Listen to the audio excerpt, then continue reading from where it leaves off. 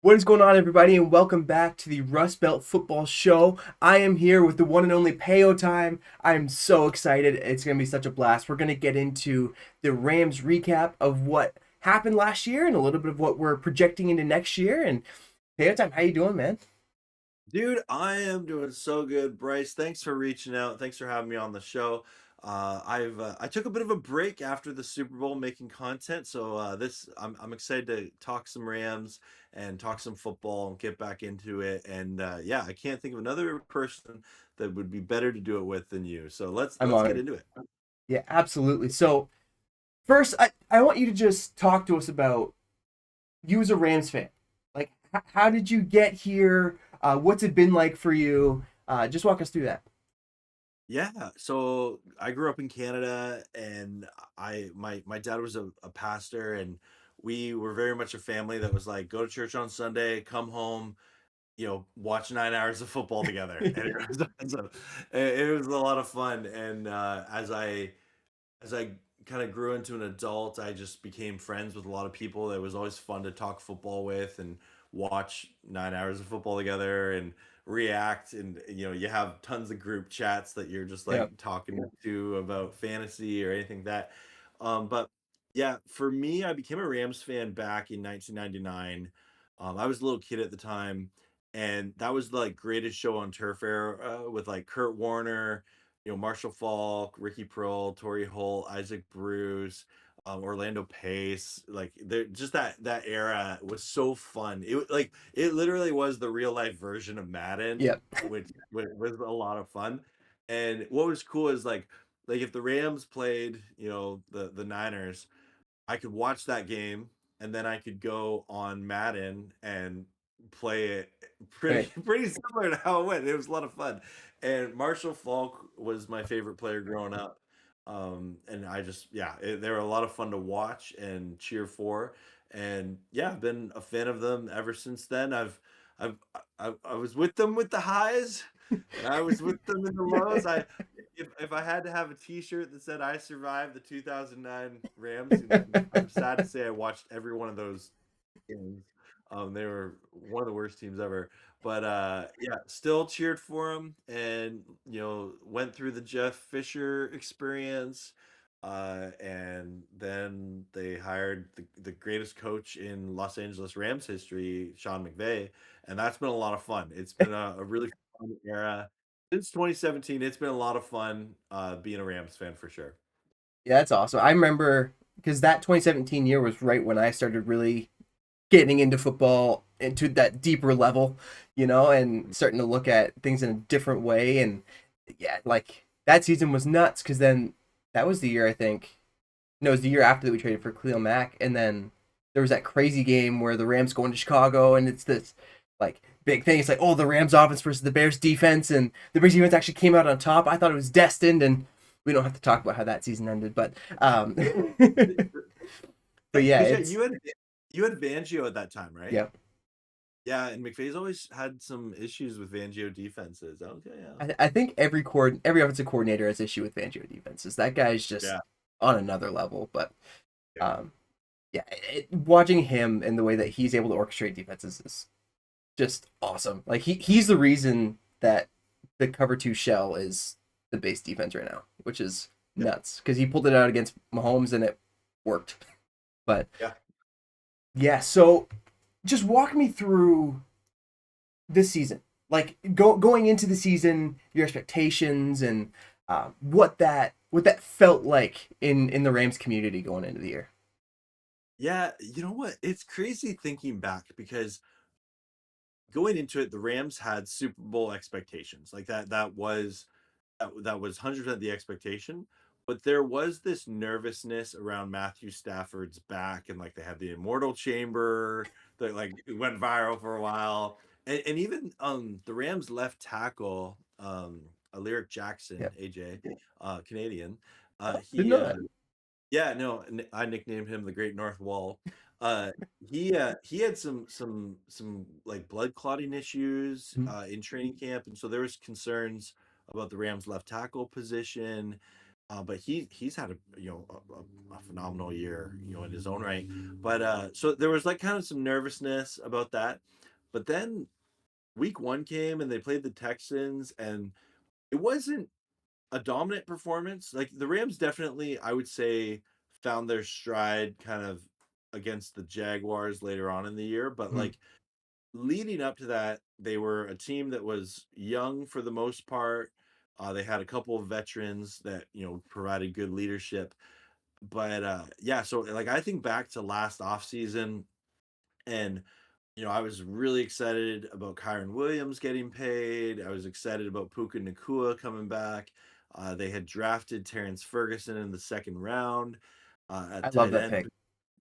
Yeah, well, I'm hoping he develops. We saw some flashes this year from him for sure. Absolutely. Uh, but yeah, so there was a lot to like about the Rams, and they started off well, and then they lost to the Niners and the Eagles early on in close games, and honestly, all their games were pretty close. Like it was Mhm. never. And I do think this year, I did see a respect from the Rams opponents that didn't always have, where like, oh, this is the Los Angeles Rams, they're gonna be a tough out, right? Yeah. And I feel like the Rams often get a team's best performance, just because they are kind of well known, in that kind of caliber Mhm. of good organization, good team. And so, yeah, it's weird thinking back to that, because then they definitely had some games this year where you felt they didn't play their best football. And I all year I was always saying, like, I still think the Rams' best football is ahead of them. I think it's ahead of them. I think it's ahead of them. And I am disappointed with losing in the NFC Championship game, as any fan would be. But like, I'm not gonna say the Rams aren't a phenomenal team. I think they can compete for a Super Bowl again, next year.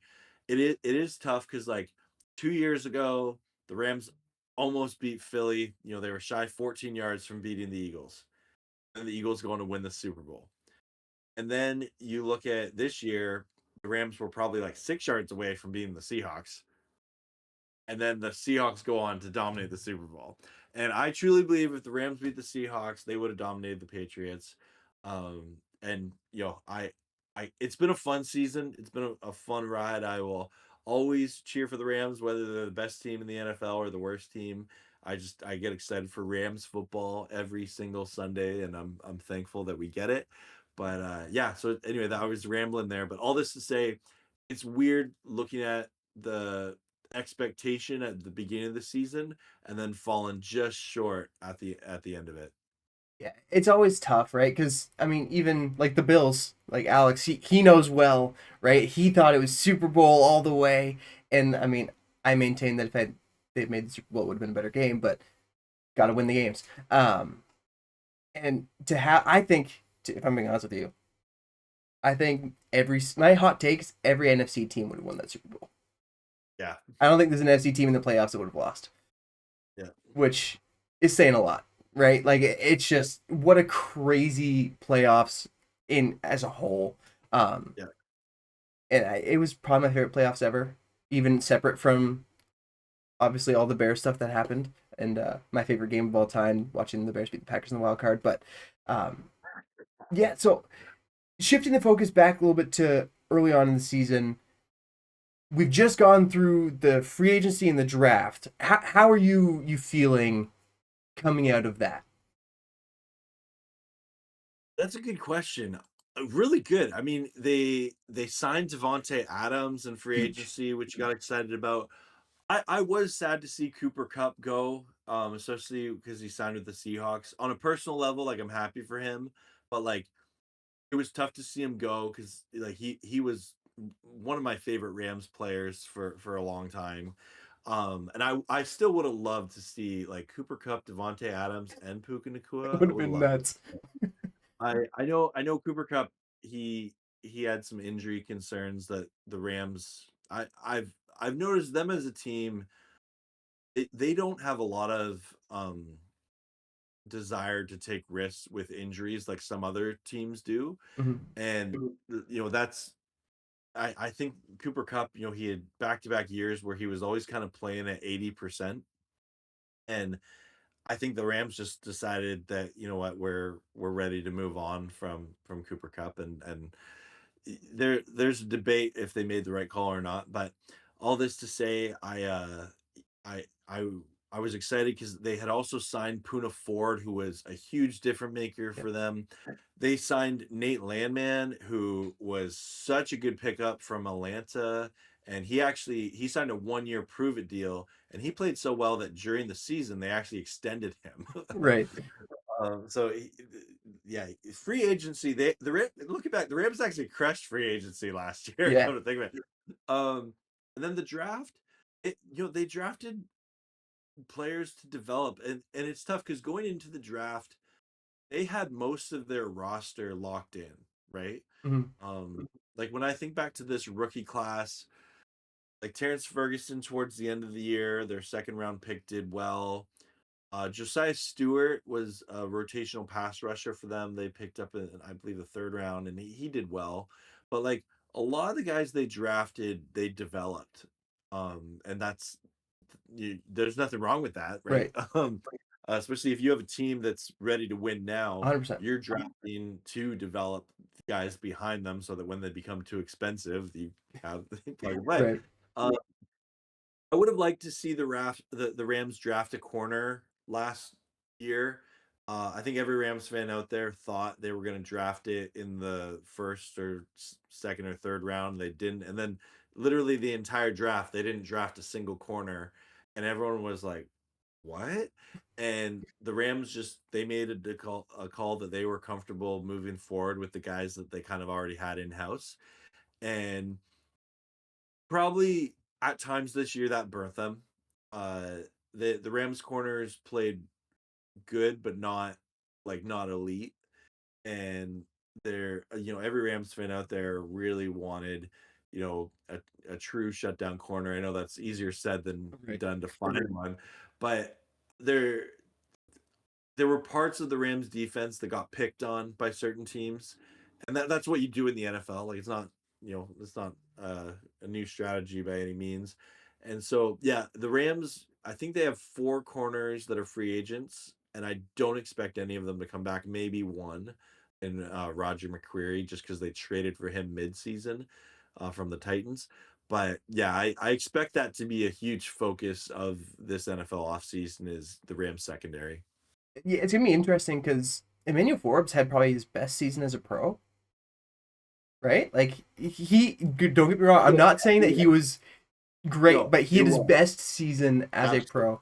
And so I wonder absolutely. if he's actually made himself money or if he's just going to shift and like try and mortgage that for a longer term deal, even if it's for less money somewhere else. But um, I Yeah, have like been he's still under contract. Yeah. yeah, I have been doing some mock drafts, and every time I get to the Rams, a couple times I find myself drafting two corners in the first round, which just like the way that the board falls. There's a lot of really good corners in this draft class. You got Mansour Delane out of LSU, who's an absolute stud.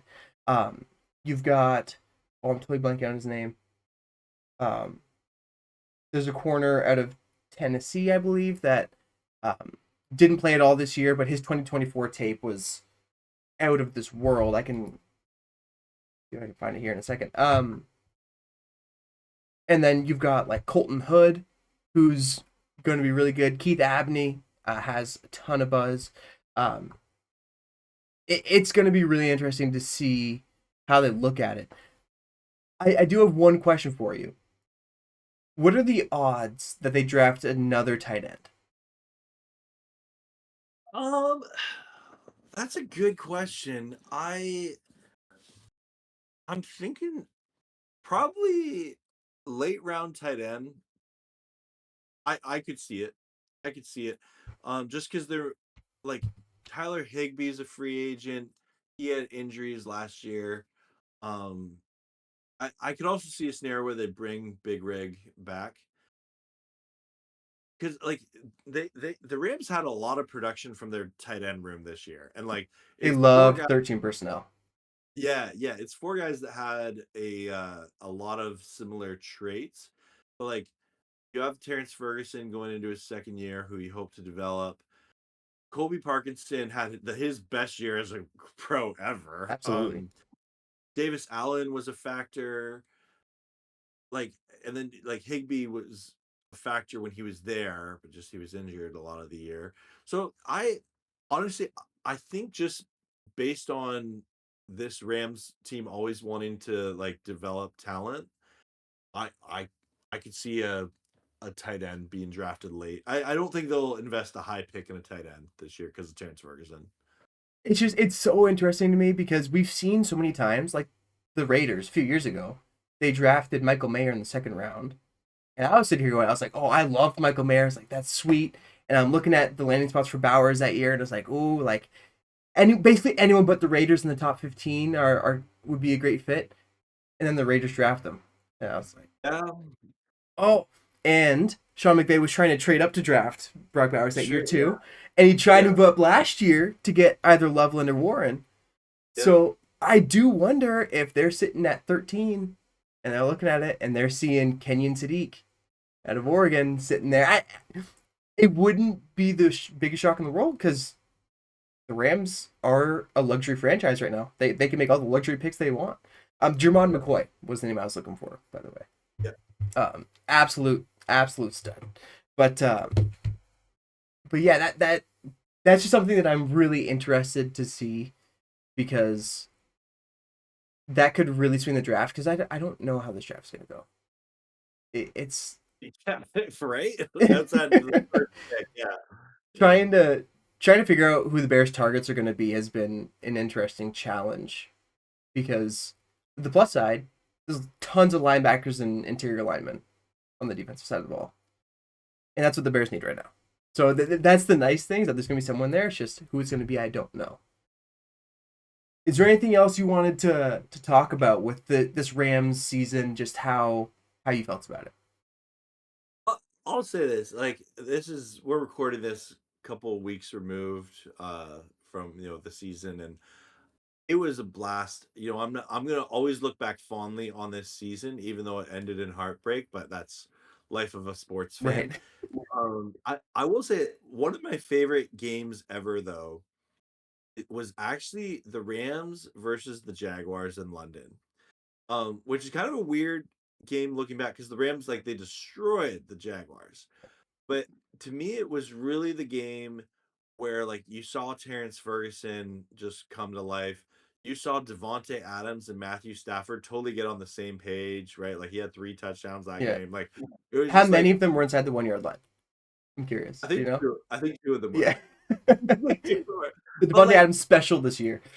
no, like, Yeah, but that's it. Like, Devonte Adams became a red zone target, which that's what he was signed to do, right? absolutely. Because and the Rams, like, just really, that game really was the moment where I was like, okay, this is one of the best teams in the NFL. They're not all talk and all hype. They have a shot at winning the Super Bowl. They had a shot at the number one seed, and I I still think, if they don't drop that game to the Panthers and the Falcons, they had a legitimate shot at getting it from Seattle, even after losing to them. So that's on them. They gotta, I heard so many people say, "Oh, the Rams play with their food too much." They definitely need to to not play down to their opponent. They need Hmm. to close out games, but I think that this Rams team, they got at least one more year from Matthew Stafford, and I didn't even mention, like, Stafford's MVP. Matthew Stafford Yeah. won most valuable player. Like, how fun is that? Because yeah, he'd be the first Ram to win it since Marshall Faulk and Kurt Warner did it back in the early 2000s. So yeah, it's been cool seeing Stafford, and I always love seeing comparisons of, like, Stafford's career with the Rams versus his career with the Lions, and just like how much better it's been, even though, like, he was younger and probably could throw the ball farther when he was younger. Like, now, like, there's just so much of the game that he can read any defense, and he knows what to do. And like, the Rams were really one of the only teams this year that could put up yards and points on the Seahawks defense, and they did it efficiently all three Right. games they played against them.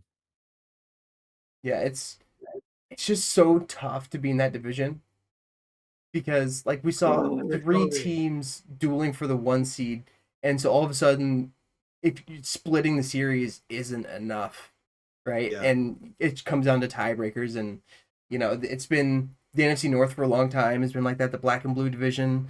Um, I don't think you can call the NFC West black and blue division because the teams are so finesse kind of, Yeah. right? But Yeah. that West Coast kind of style. But um, I'm really excited to see how this plays out in the offseason. Like the Rams have so much firepower. And it's not like they have a ton of free agents that they're losing to kind of set that back at all. The 49ers are hopefully going to get healthy. I mean, we'll see if they shut down that substation or move the facility or something. Do whatever they have to do, I guess. But and then the Seahawks, like they got some corner free agents like the Rams, but this is a really good cornerback class. And I mean, there's no. If I see Anthony Bradford start another football game for the Seattle Seahawks, I'm going to crash out because I'm just so sick and tired of watching that guy play football. Milton Williams abused him in the Super Bowl, and Sam Darnold did the most Sam Darnold things I've ever seen to evade those sacks. Looked a little bit like Caleb out there, but yeah, it's just gonna be so much fun. And football is better when you have strong divisions, and Yeah. Oh it, yeah, it's more fun. Yeah. those rivalries Yeah. need to have something to go on. Absolutely. Yeah. So I do have a few questions for you. So Ooh, let's take it. going into next year, Yeah. what are the expectations? I mean, Super Bowl is obviously the goal that you make that NFC Championship game. Um, Looking a bit more micro than that, at like, what do you expect from your key pieces? What do you expect from your coaching? That kind of thing. Yeah, it's interesting because like the Rams offensive coordinator, Mike LaFleur, got hired by the Cardinals as their head coach, and they brought in former Arizona Cardinals head coach Cliff Kingsbury to now be their offensive coordinator. And there's always a concern with um anytime there's like coaching turnover or anything Mhm. like that, like, hey, like how does the dynamic changes? Because like as much as we like to think football is all X's and O's, there is a relational Yeah. component to it. And just like to a locker room, to a team's ethos, like things like that. And so yeah, I think Kingsbury is going to be great. I look forward to seeing how he can challenge McVay, and that's something I appreciate about him. Like McVay didn't just bring in someone who's his buddy, even though they are friends, but like he brought in someone that on like a football IQ level can actually push back and be like, "Hey, Sean, like maybe let's go this way," right? Like Yeah. they can truly collaborate when designing next year's offense. So I do expect them to continue to build off of what they've done this year, and I think that it's going to be exciting to see what they do with Kyron Williams and Blake Corum, who they were they never get any love, but they are one of the best running back duels in the NFL. They played very well this year. The reality is the Rams are just sort of a pass happy team Mm. because they have a quarterback who can do that. Hit every blade of grass. Yeah. Yeah, yeah. So I will always give credit, like Blake Corum and Kyron Williams were a lot of fun to watch this year, especially later on in the season. I think that honestly, I'm kind of concerned about just what this Rams defense looks like. Chris Shula he did not call the best game against the Seahawks in the NFC Championship game, and I think he's someone that I still believe in as a good defensive mind, and I'm excited to see what kind of homework he does in self scouting. But also this Rams pass rush that was really hyped at the beginning of the season, they ended up being not elite.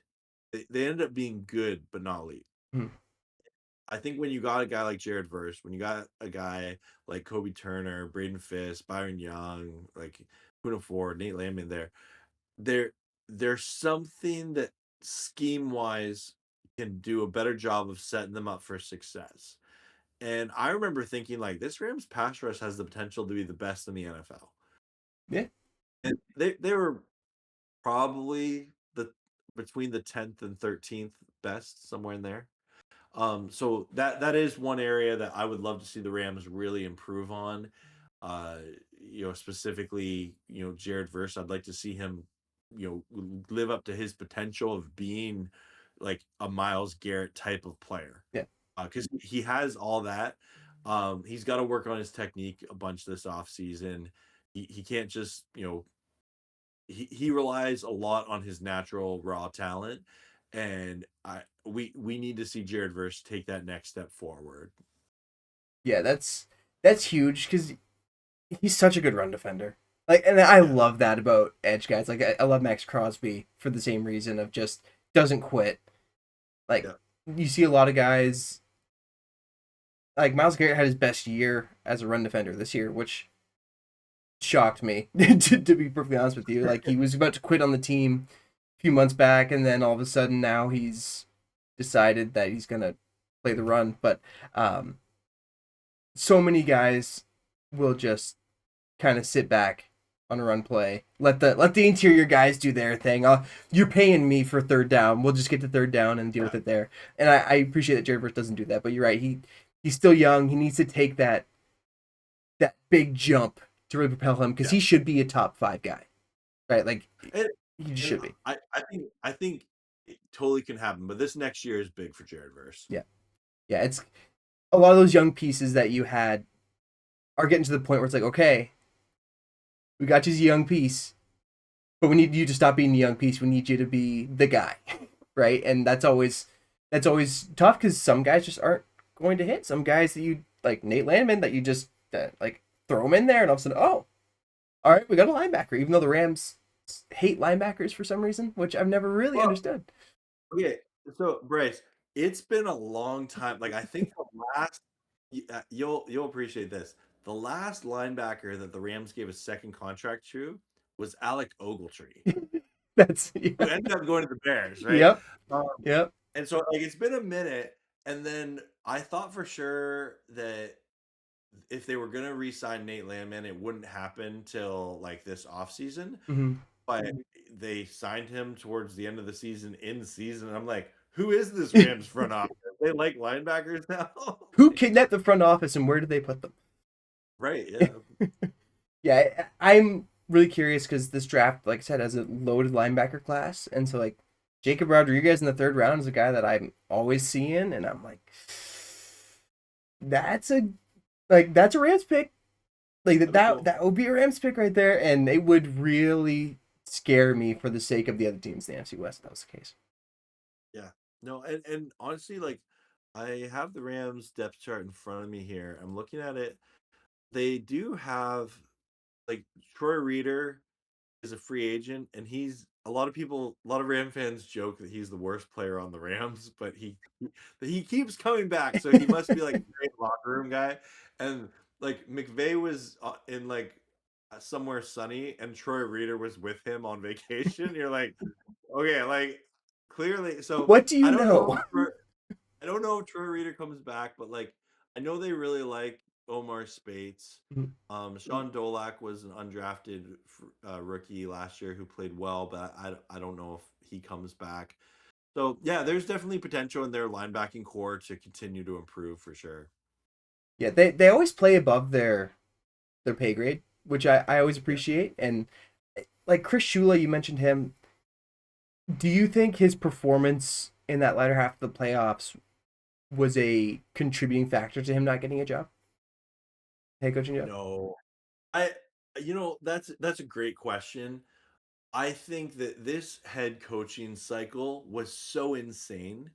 Um, and like I am shocked that Mike LaFleur got a head coaching job before Chris Shula did. Mm-hmm. And I think Chris Shula, I do believe he was a contender for the Steelers job. I think he was probably looked at for the Dolphins job, but I think ultimately just like there were was it 10 head coaching vacancies, right? Yeah. I think it was just sort of a, you know what? a lot of teams wanted to get their guy locked down, and Chris Shula making it far into the playoffs kind of hurt him. And when you look at like Clint Kubiak, who got hired by the Raiders, I think the Raiders were pretty set. They want an offensive head coach to pair, with their new rookie quarterback they're going to get. So I think Chris Shula being a defensive, coordinator, that makes some coaches, like some teams, they're just like, no, we want an offensive guy. That's Yeah, nothing. That's it, right? specifically from the McVay tree. Yeah, right. And yeah, so I think that Chris Shula just, it's kind of the way that the math worked out. He didn't get his head coaching opportunity. I fully believe he's gonna get one.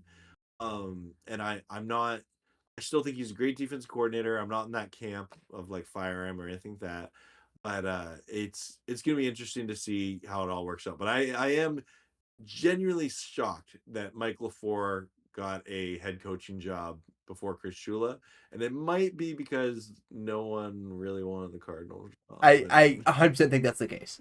Yeah, um, the other guy that really fascinated me is the Cliff Kingsbury hire because Nate Shieldhouse was getting a ton of interviews. And so I yeah. was shocked that he didn't get the promotion. I was shocked about that too. I thought for sure he was gonna get it. I I am wondering if like he might get poached to be an offensive coordinator Mm-hmm. for Mike LaFleur or something with the Cardinals. But yeah, I thought they were gonna promote him for sure for Shieldhouse. Yeah. Yeah, because it's one of those things where McVay is the best coach in football at replacing coaching talent. Like brain drain just doesn't affect him. Like you see it, Philly can't do it to save their lives. Yeah. Right? They will go a year, they'll hire the guys that they like, and then they suck, and then they fire them all, and then they hire new guys, and they're actually good, and then they get hired away, and then they suck again, and so Ben Johnson and Aaron Glenn left, and Dan Campbell couldn't replace them. And so Yep. it's, well, I mean, I shouldn't say that. Ben Johnson can be replaced. Kelvin Shepard did a good enough job with the defense, but um, it is just gonna be really interesting to see because I think Shieldhouse is gone after next year and Shula, and so I'm just always curious to see who that next guy up in the Rams building is because Cliff Kingsbury is gonna have a chance to do something he's never been able to do in football, which is be a non-play calling OC, which Yeah. is just a totally different job. Well, and it's interesting. Like you look at McVay's coaching tree, and like if you're not a head coach, one of the best jobs in the NFL is being a coordinator for Sean McVay. Yep. Because you're gonna get a chance to be a head coach at some point.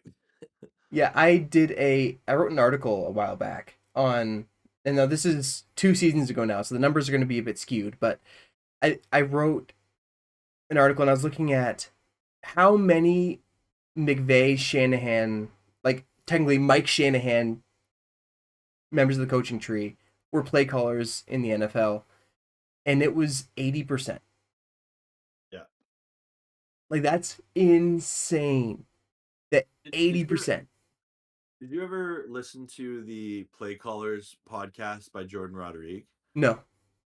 So she pretty much like interviews the majority of people. This was like 2 years ago.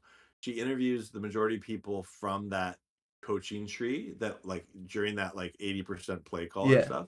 And they talk about how offenses have developed. It's a really good listen. Yeah. Yeah, I'll absolutely give that a listen because I love the cyclical nature of the NFL where Mhm.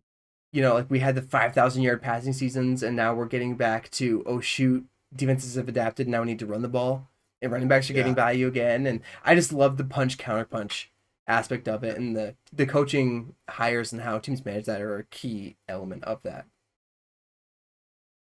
Going into next year, what do you think the biggest needs are for the Rams as a team, as an organization? I I want to say something different, but absolutely they got to address the Yep. cornerback position. Um, I think if I'm gonna go a little step further, I think just continuing to develop their young talent. Let's see Terrence Ferguson take a step forward, right? Let's see Emmanuel Forbes continue to develop.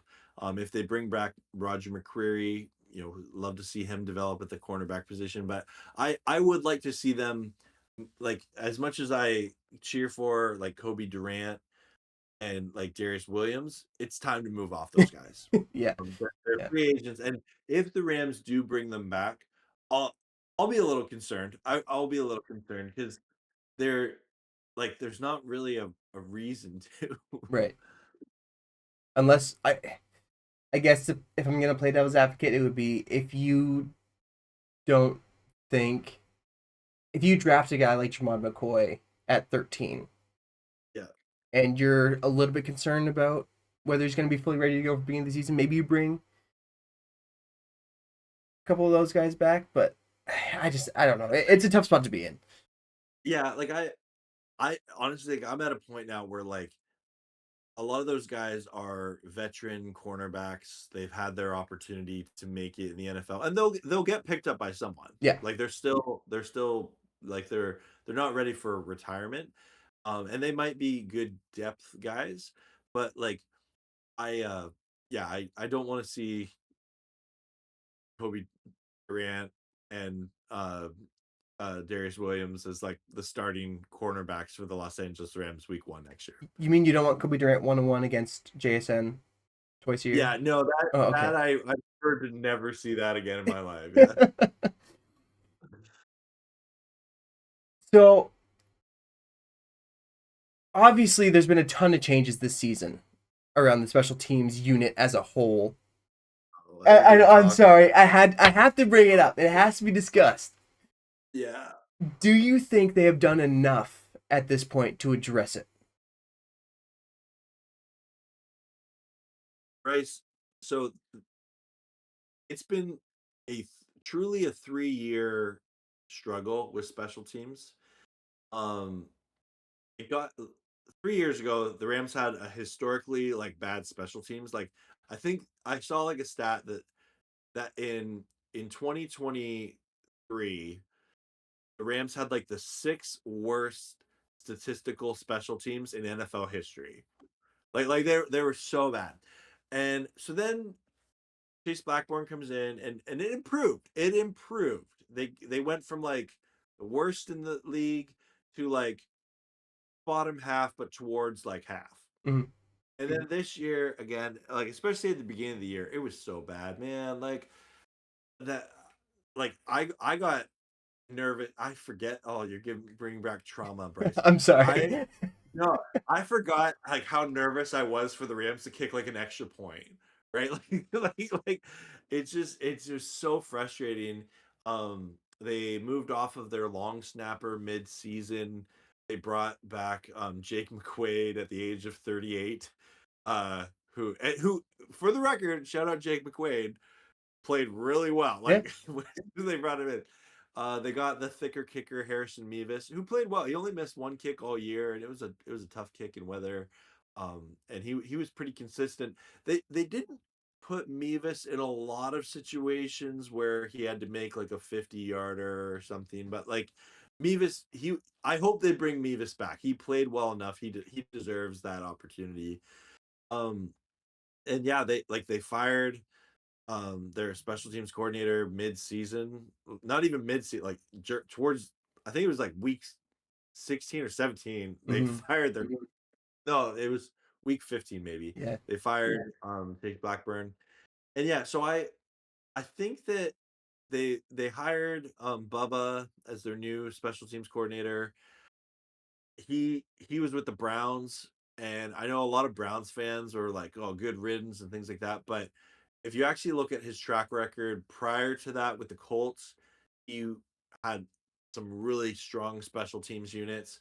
So I think that's a good hire, and I'm hoping that the Rams special team this year, I always felt like the Rams special teams was a liability, and they got to the point where we just don't want the special teams to lose us the game. Always played really Yeah. conservatively. Yeah. I would love if the Rams special teams could get to a place where like, oh, like you actually have to respect the Rams special teams. Like it's a factor in the game. Like the Bears, that you guys got a great special teams unit, right? So I think that that's something I'd like to see. And I love Xavier Smith. He's a great story, undrafted, free agent who worked his tail off to get NFL opportunities. But he did, have some mistakes in the playoffs that were pretty brutal. Bobbling two punts in a So row is pretty brutal. yeah, I don't want to talk about it. But so yeah, and now that you bring it up, I'm actually probably more concerned about the Rams special teams than even their cornerback room, but they're both huge needs this offseason to address. Yeah, and it's such a crazy dichotomy because even in your own division, like we saw it on full display in the Super Bowl. The Seahawks might have the best special teams unit in football. Yeah. All told, like Jason Myers is lights out, and Michael Dixon is just like these Aussie punters, man, are just insane. Like we need to just establish a pipeline and just keep churning them in through the draft and making it work. But it it's completely changed the way that I look at a complete football team. Because for most of the year, I was saying, "Oh, the Rams are the most complete team in football." Like I put them above everybody else. And then the more that I sat and watched, and like the Eagles game was really the turning point for me. And I was like, "Oh." And then I shifted to the Seahawks. I said the Seahawks are the most complete team. And then I started watching the offensive line, and I said, "Oh." Right? And so it's just you really have to look at the total scope. And I'm not sure that there's a single complete team in the NFL right now, if I'm being honest with you. Which Well, is crazy to say. But that's truly the fun about football, right? Like every team has their weaknesses, they have their strengths, and it's cool when you can see teams be really dominant at one aspect of football, and then there's this like Achilles heel that's like, right. can the other team exploit that, right? It's like the comparison I like to use is it's like in basketball, right? In playoff basketball, in regular season, you get away with the guy that can't defend, right? Like you can hide him, you can switch, you can kind of tuck him in the corner, whatever. But then you get to the playoffs and 7 game series, and all of a sudden it's every single play is drawn up to attack that guy. Yeah. And all of a sudden you start to go, we can't even put him on the floor, right? And so that I thought that was going to be um, that Seattle interior there, the center and right guard, but they made it work. But um, I really think that the Rams a marginal improvement I think will be enough, right? Like it's gonna be really interesting to see what that looks like because long snappers live forever, but Yeah. we'll see. I don't know. I would love to see what the long snapper tryouts look like. It's interesting, right? Like just the thought of a bunch of guys that like because anyone can snap what like 10 in a row that look good, but the question is can you snap 100, 200 over the course of a year and not screw up any of them, especially not when the ball is soaked, when it's Yeah. snowing, when it's icy. Like that's just a really interesting concept that I never really thought of before. When you have 100,000 fans booing you, Literally, right? yeah. Like, You got flashing lights in the jumbotron, and yeah, absolutely. yeah. Got guys that are threatening to jump over you every 30 seconds. That would be terrifying. Just Yeah. snap the ball, you look up, you just see a guy's cleats flying by your face. Yeah. So, looking at the roster from this past year, what do you think is the most underappreciated player that just gets no love on this roster? There's a lot. Like Rams have a lot of guys like that. If you would have asked me this like after the Carolina, like or prior to the Carolina one, I would have said Kobe Parkinson at the tight end position because a lot of people don't give him a lot of credit. Um, Kyron Williams, he is one of the most disrespected players in the NFL.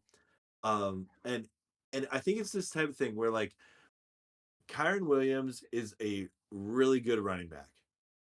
And the Rams don't necessarily have like the expectations for him to be like Todd Gurley level of good, which I know some Ram fans want him to be that, but like Todd Gurley was a generational talent. Kyron Williams is not a generational talent running back.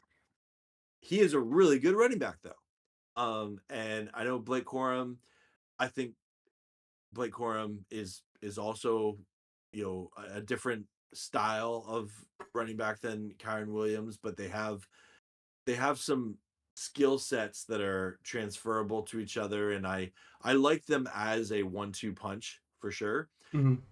But I would put Kyron Williams there. Like Puka and Devontae, they get lots of love, rightfully so. Stafford gets lots of love, rightfully so. I maybe Kobe Turner on defense. He's a really good defensive tackle for the Rams. Nicknamed the conductor. I love But that. I'd probably say Kyron Williams is probably the most underappreciated Ram. Yeah, and it's funny because Kyle Monangai is a very similar running back to Kyron Williams, and Yeah, everyone loved Monangai, but people hate Kyron, especially in fantasy. For some reason, in yeah. fantasy, people hate Kyron Williams. And this year was the first year that you saw a bit of a drop off because they split the backfield a lot more than they have in the past. But um, a running back that can get you 4 yards every down is really valuable. The other thing about Kyron that never gets talked about is his pass protection. Like Yep. I have seen him lay his body out like on the line to protect Matthew Stafford. And there's a reason why like he was the Rams Walter Payton Man of the Year nominee, and he plays so selflessly, right? Yeah. It's that's become one of the things I really look for in every running back that I'm looking at is can you pass protect? That's one of the reasons I love Travion Henderson coming into the year. And I've never in my life he could not pass protect to save his life in the NFL. And it's so he that was his calling card in college. That was the thing that he was best at. And it just I baffles my mind. But yeah, I think Kyron's a great choice there. I had a tough choice to pick him or DeAndre Swift at one point, and I took the homer pick. My brother picked right after me. Took Kyron, and that was a fun discourse all year. But um, I think every team would love to have Kyron Williams, Yeah, right? Like, I mean, maybe not like the Falcons or those maybe not those teams, but um, that have that top three, top five guy. But every team, if they had Kyron, they would love Kyron and what he brings to the table. absolutely. Yeah. And it's also cool because like he's a St. Louis, Missouri native and like Yeah, grew up a Rams fan. And so like his favorite player growing up was Steven Jackson. And it's cool to see like it's always cool to see guys like that like get to play for the team that they cheered for growing up and yeah. like play at a high level. That's one of my favorite team building philosophies. Like Poles did that in Chicago as soon as he got here. Like TJ Edwards, Cole Kmet, um, That's cool. and there's a few other guys. Like he made it a very concerted effort on that first offseason to get hometown guys in because his like, in theory those guys are gonna play harder than anyone else on the Yeah. field at all times. We touched on this a little bit earlier. On a scale of 1 to 10, how sad are you about losing Cooper Cup, especially knowing that he had to go to the Seahawks? Oh, Bryce, what are you doing to me? this Oh this man. is an Alex question. This isn't a me question. Oh, Alex. Okay. Thanks for the question. Honestly, like I am someone I'm able to like separate my football team fandom and like the players I like, Yeah, right? I can still be happy for Cooper Cup, but be annoyed that the Seahawks won a Super Bowl. And so on a personal level for Cooper Cup, I am stoked for him. He gets a second ring. And and credit to him, like a lot of people thought Cooper Cup was done. including the And Rams. he definitely Yeah, like he is not 2021 Cooper Cup, like Triple Crown winner. Like he's not. But he still is, a highly he's still one of the most intelligent football players in the world. And I I think that the Seahawks were smart to like, to sign him. He grew up in that area. He was a Seahawks fan growing up, and so you're happy for him on a personal level. On a fan level, infuriated. So, you said like 1 to 10, like 12.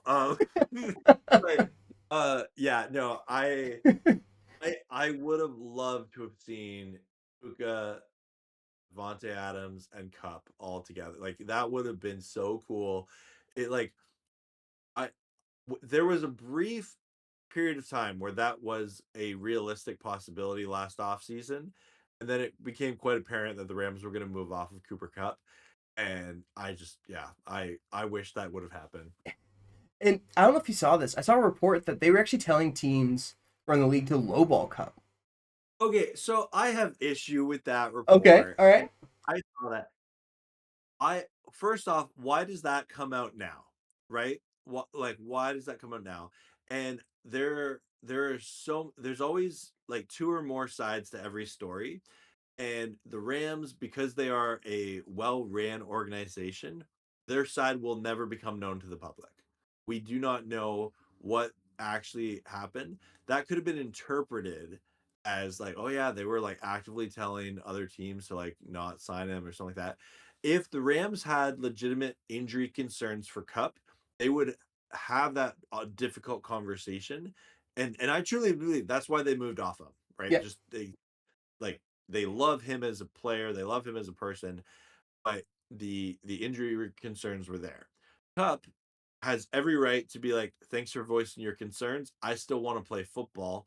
I'm gonna go, sign with the team, and has every right to do that. And he credit to him, he proved him wrong, yeah, right? He absolutely proved him wrong. But given the prior 2 years of Cup's injury concerns with the Rams, that's kind of where they were at, right? And you could tell like Puka and Cup are still super close. Like after every time they yeah, played, they were big hugs. Stafford, after every game, there was always a video of him servicing, trying to find yeah, him and stuff. So anyway, all this to say, that story there, I do think there's an element of a journalist looking to get some clicks. But there's two sides of that story, and one side will never be told. yeah. I got you. And it was just so. I think the reason it got so much traction is because it was the Golden Boy, right? Like everyone loved Cooper Cup, and so for him to be cut, I was shocked he got cut in the first place because I like think it was because of his contract. They couldn't find anyone. They tried to trade him, but he they there because it was like there would have been a specific cap trigger. They had to cut him by a certain date, and that's right, why he got cut. yeah, like to see that brotherhood that football brings of Stafford after the playoff game when he should have been devastated. All he cared about was congratulating his brother, and absolutely love that. Now, I don't want this to be interpreted as twisting the dagger. Was it a catch? The play that was ruled a non-catch where he scoops it off the turf. I'm curious. You know what I'm talking about? Uh, wait, oh, sorry, no, In this I in the didn't. Super Bowl where he goes down and gets it. Oh yeah, okay. So I thought you were talking Yeah. about Rams versus Seahawks. I'm like, what are No, you no, talking no, about? no. Okay. Sorry. Um, I think it. Yeah, I think it was. Like we were sitting there and like I had like I set up the party at the church, so I had like big screen and two other screens, and so we're saying like squinting at it, trying to see like did it touch the ground? I don't know. We all sound Like, like Tony Romo. but it's literally just like looking back to that, and again, like the Seahawks and the Patriots are my two least favorite teams in football. So like one team is division rival in the Seahawks, and then the other team is The a Patriots. team that the Rams lost two Super Bowls to, and Yeah. I will continue to say that I they should have won both of them. But all this to say, I didn't care who won that game. Like I really didn't. But yeah, no, that specific play, I think it was a catch. Yeah, it was just one of those things where you see him play the game of football in a way that you don't really see players do. Like Yeah. he plays the game so smart, right? And I just have a special place in my heart for receivers that are willing to block. Yeah. And you had the clip that came out of him. Did you see him on the Kelsey podcast talking about the touchdown to Barner? No, Where I didn't. so they had a play call and he was saying that they flipped the play call, um, but kept the formation. Oh, because of a certain look that they got. And so he gets to the line, and then Sam snaps the ball, and he starts running his route, and then he realizes as he's starting his route that he's running the wrong route. And so he changes it in his mind. He flips the entire play and figures out which route he's supposed to be running that frees up AJ Barner for the big touchdown. And just having a guy with that level of intelligence is yeah. absolutely insane. That's cool. I'll have to go look that up. But like honestly, since like 2019, we've seen Cooper Cup have like those kind of explanations in like in like post game The pressers. Fire He's one Zone classic. like oh, that one was so Yeah. fun. Like it's cool when that went viral. It was cool because like every Rams fan was like, we've been hearing Cooper Cup talk this way for years. Like now the rest of the NFL is finally hearing it. Yeah. Yeah, like anytime you can get a guy that, I mean, he's not in his prime right now. Like you said, like he's not 2021, 2022 Cooper Cup, but he might carry the same amount of value to the Seahawks organization just because of like Alex's whole thing that the hill he's dying on is that uh, JSN's huge lead in production is due in no small part to bringing in Cooper Cup and having a guy Oh, that played a very similar role for a very long time and won very similarly, right? And having him be able to mentor like that. who would you rather have mentoring JSN, Cooper Cup or DK Metcalf? Right? I don't That's even what know if that needs an answer. that's what the Seahawks did. I'm just Yep, saying. 100%. Like DK Metcalf, there are not many guys in the NFL that I'm like, what are you doing? The DK Metcalf, just yeah. I think Mike McDonald knew exactly what he wanted out of the building, and he made the moves to get there. Absolutely, yep. Yeah, and yeah, I love player coaches, and I think that's exactly what Cooper Cup is, and um, yeah, I'm super stoked to see just how that NFC West shakes out next year because I think it's going to look very different.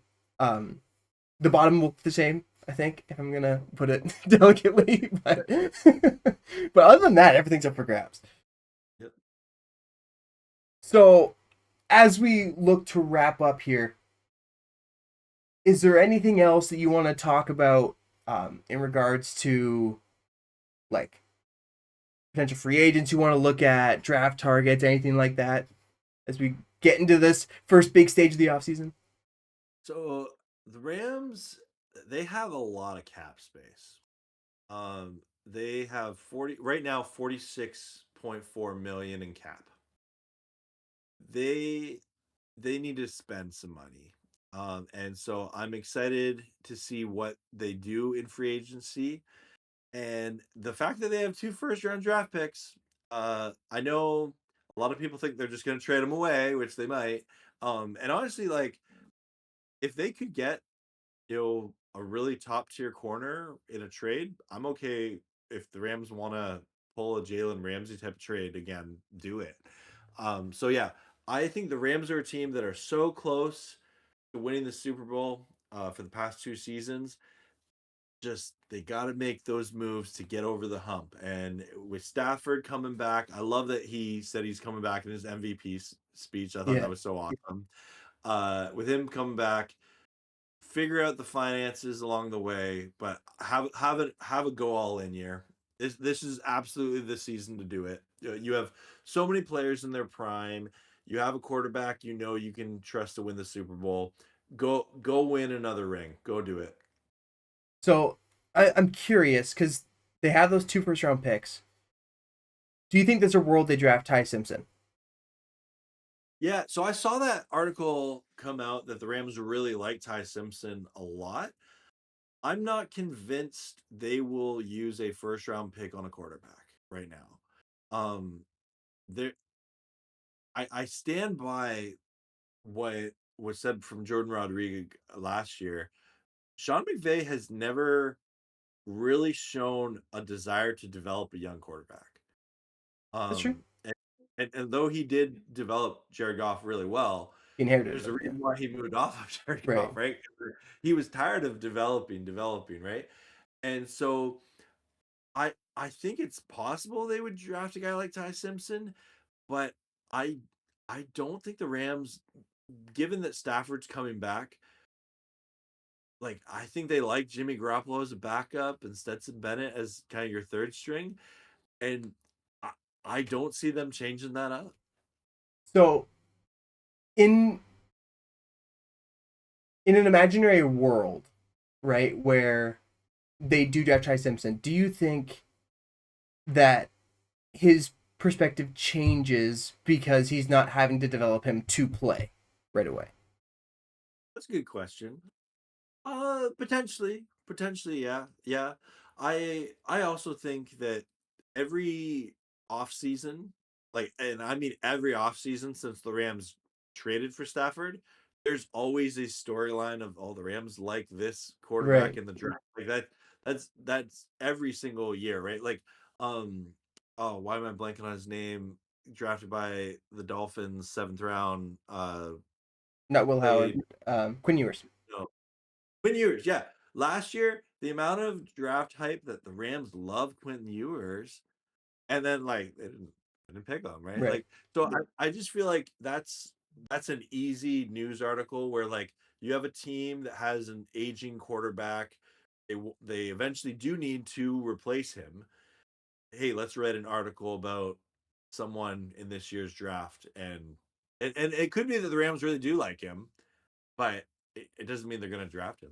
It's really interesting to me because Ty Simpson, it's a one quarterback draft, right? We all know this. It's been covered ad nauseum for the last couple of months. It's Mendoza and then a huge gap, and then Yeah. Ty Simpson, and then another huge gap, and now that Trinidad Chambliss, who apparently hates the idea of going to the NFL and is scared of it. He's sued the NCAA like 3 times to get an extra year. Oh, okay. It's a whole thing. But do you think, like, I guess what I'm trying to say here is the Rams are in a unique position because Ty Simpson is still pretty raw. He has 1 year of starting. Yeah. No, right? Like he has 1 year on record.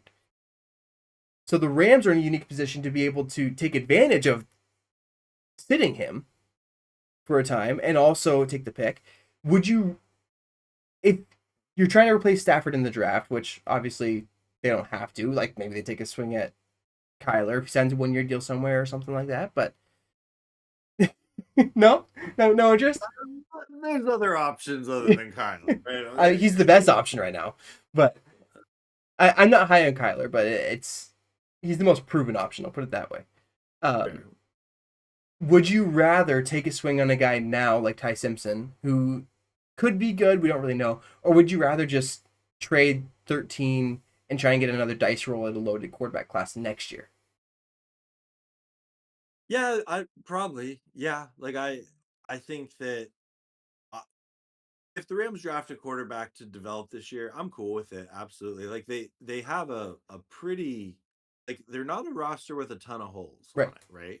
They can, like you said earlier in the episode, they can make some luxury picks. It'll be interesting to see what they do. They they seem like every year it's always like, okay, this is the year they got to draft, Stafford's replacement. Then they never do. Right. And like, I know that they really like Jimmy Garoppolo, and Jimmy Garoppolo really likes being the Los Angeles Rams I backup mean, why quarterback. wouldn't you? Yeah. So I, uh, I think I would be surprised if they drafted a quarterback high in this year's draft. I think if they draft a quarterback, it won't be till third or fourth beyond round.